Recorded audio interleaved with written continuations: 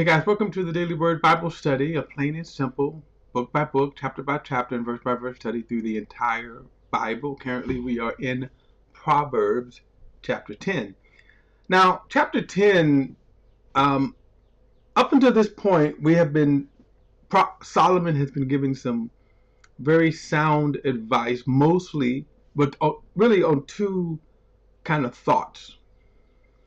One thought was to warn men from the path of adultery. I mean, he spent a lot of time on the dangers of falling for an adulterous woman. And let me just say this, that because of the culture, women are not mentioned as often as they should.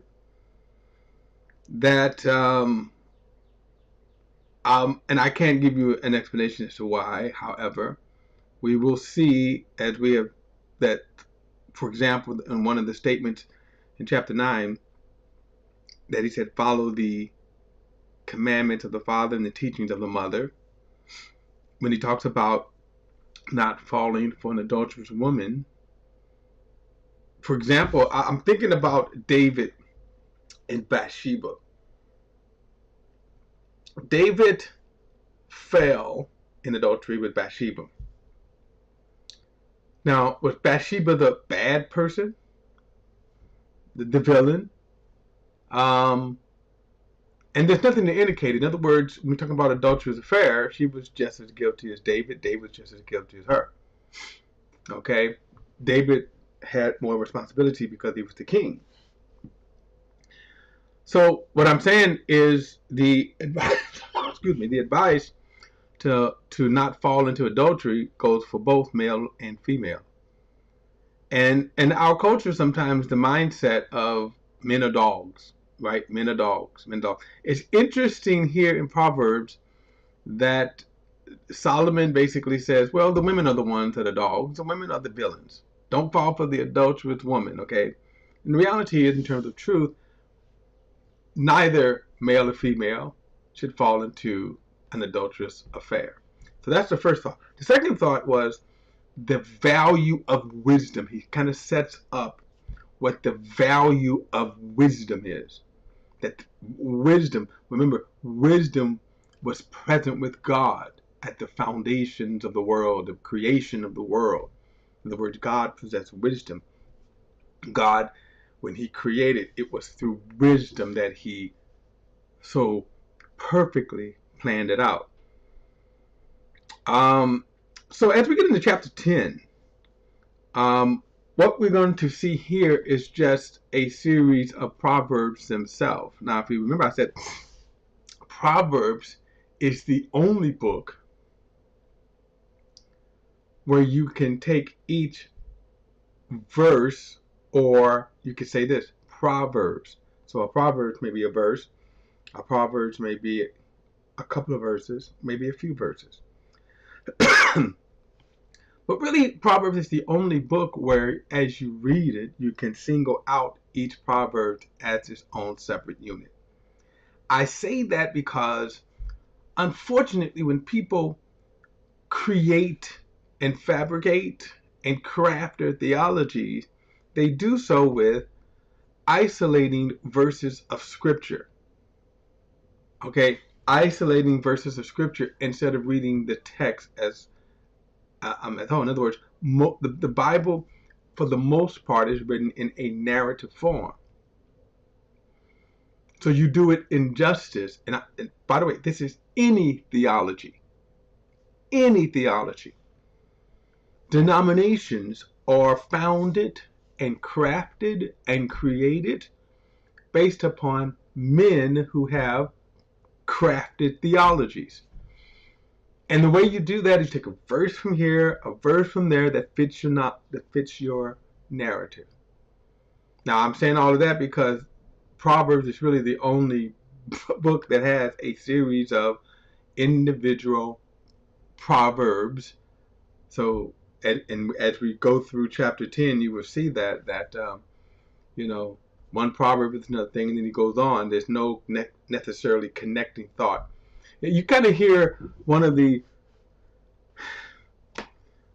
I think kind of, it's funny that if you you hear people say, well, how do you interpret the Bible? Well, you go to the verse above and then you go to the verse beneath. I don't know who came up with that. It's kind of one of the silliest arguments you could ever make. But a lot of people believe that. Well, Proverbs do, and in a sense, is going to be laid out in such a way is that one proverb is not necessarily connected to another. They're each individual thoughts. All right, so let's get into it. Proverbs chapter 10. Proverbs chapter 10. Let me see here, make sure I have. I'm going to change over back to my normal Holman Christian Standard Bible. I love that translation. This is the English translation here. That is, where are you at? Here we go. All right.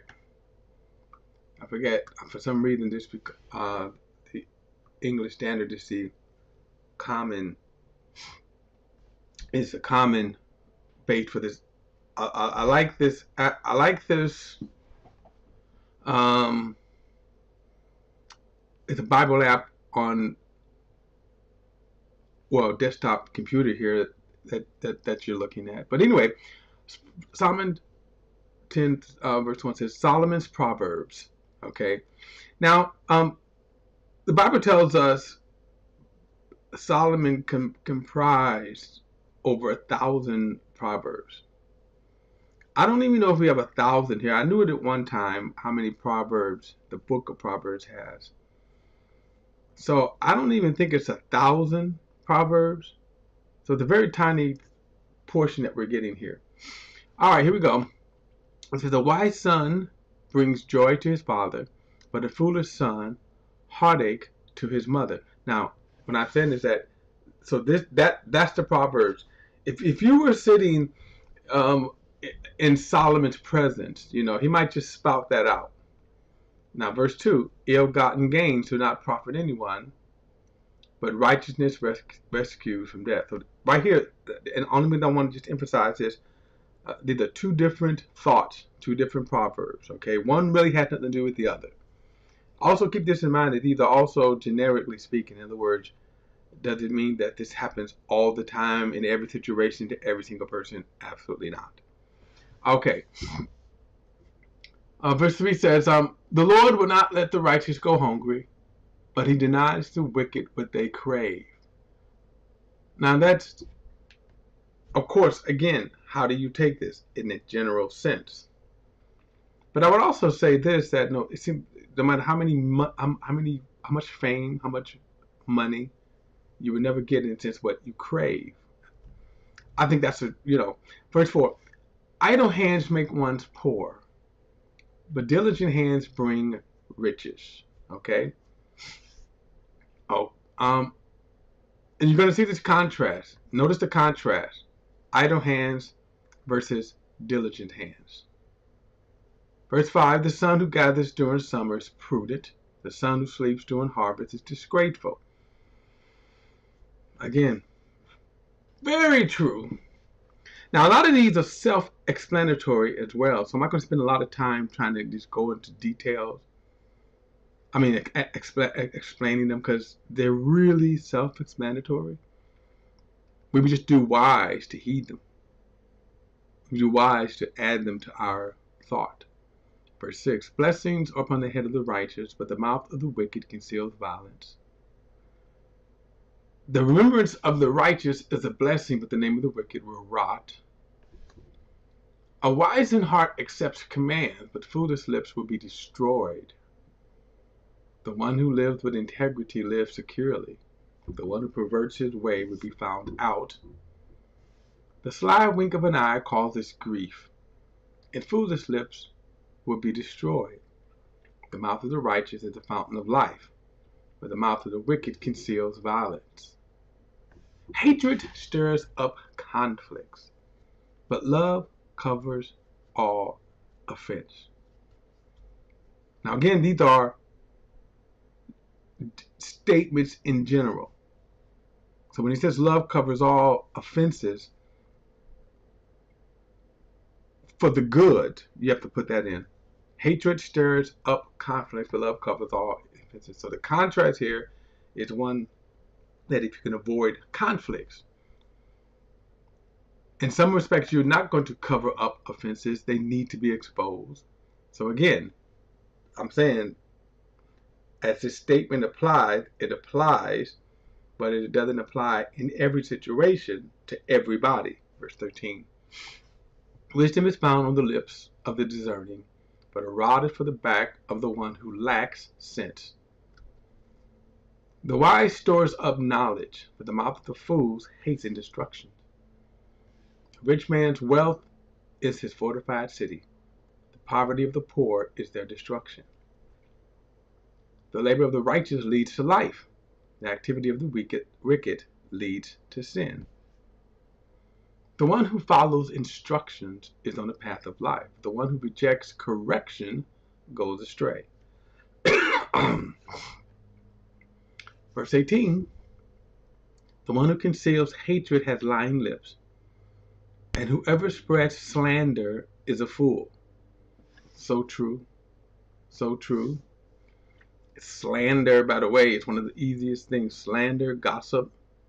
You think of how many television shows today are one of the most popular ways you want to get, if you want to get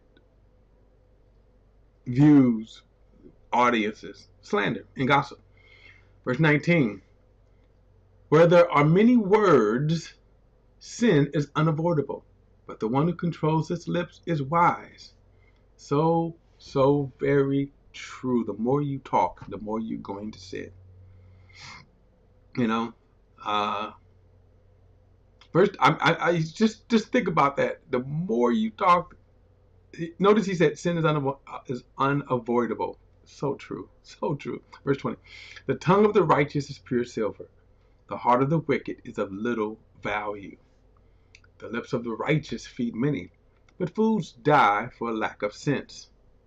The Lord's blessings enriches, and struggle adds nothing to it. As shameful conduct is pleasure for a fool, so wisdom is for a man of understanding. As I told you, when you know that you kind of have operated in wisdom, it is a delight for you. Notice what he says though, shameful conduct is pleasure for a fool.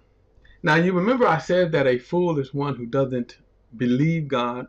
A fool is somebody who doesn't obey God. And just think about in the news of all the foolishness act. But you think about how, like when you think about how these kids that are running rampant in the downtown areas, it's a pleasure to them. Why? They're fools. Okay, verse 24. What the wicked dreads will come to him, but what the righteous desires will be given to them. When the whirlwind passes, the wicked are no more, but the righteous are secure forever. Like vinegar to the teeth and smoke to the eyes, so a slacker to one who send him on an errand. Now we're going to see this kind of coming up again. Well, when you have people that employees, for example, are people that's tasked to do something for you. When they are a slacker, notice what he says. It's like vinegar to the teeth and smoke to the eyes. Verse 27. The fear of the Lord prolongs life, but the years of the wicked are cut short. The hope of the righteous is joy, but the expectation of the wicked comes to nothing. The way of the Lord is the stronghold for the honorable, but destruction awaits the malicious. Malicious. Okay. Verse 30. The righteous will never be shaken, but the wicked will not remain on the earth. The mouth of the righteous produces wisdom, but a perverse tongue will be cut out. The lips of the righteous know what is appropriate, but the mouth of the wicked only what is perverse. I'm going to go on to chapter 11. Dishonest scales are detestable to the Lord, but an accurate rate is just a lie. Now, when it talks about dishonest sale, just think about going to the supermarket. Just think about buying gas. There have been many times where gas owners, for example, have been accused of tipping the scales. In other words, if it's $3 a gallon, in reality, you're not getting the whole 3 gallons. Or when you go to the store and you buy fruit, $3.99 a pound, well, sometimes they tip the scale. All right. He says that is detestable to the Lord. Verse 2. When pride comes, disgrace follows, but with humility comes wisdom. One of the greatest things you can learn right here. Pride will always produce disgrace. But learning to be humble, he says, also will come with it wisdom.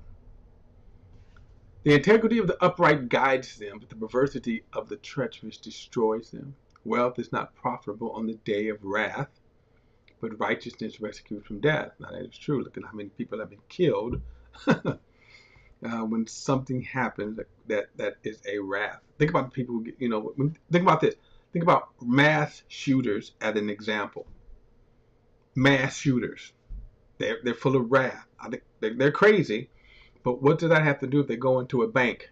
If they go into a law firm or whatever?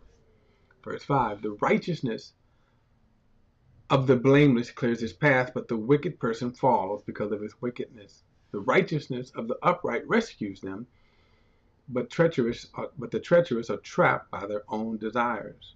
When a wicked man dies, his expectation comes to nothing. And hope placed in wealth vanishes. Okay, so keep this in mind. He's talking about hope and expectations, not so much as the fact of having wealth. But notice he said it comes to nothing. Verse 8, the righteous one is rescued from trouble. In his place the wicked one goes in. With his mouth the ungodly destroys his neighbor, but through knowledge the righteous are rescued. And there's so many applications to this. Excuse me. I cannot tell you how this is true by always operating in knowledge, especially around the wicked. Notice he says right here, the mouth of the ungodly destroys his neighbor. Verse 10. Now the word neighbor here should not only be considered the person who lived next door to you, but for example, your neighbor could be your fellow citizen. Verse 10. When the righteous thrive, a city rejoices. And when the wicked die, there is a joyful shouting. Now, this here is a very interesting statement. You think about what I'm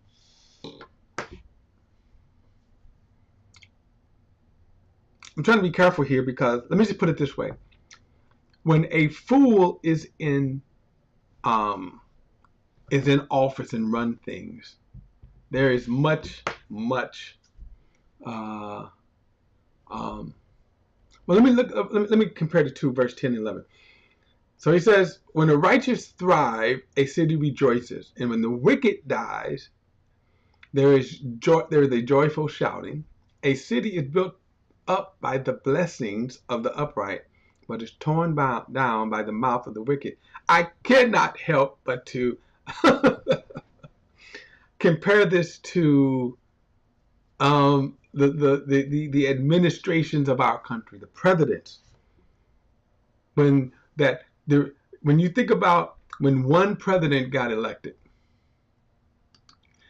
a week after his inauguration, there was a worldwide it was one of the most bizarre things I've ever seen.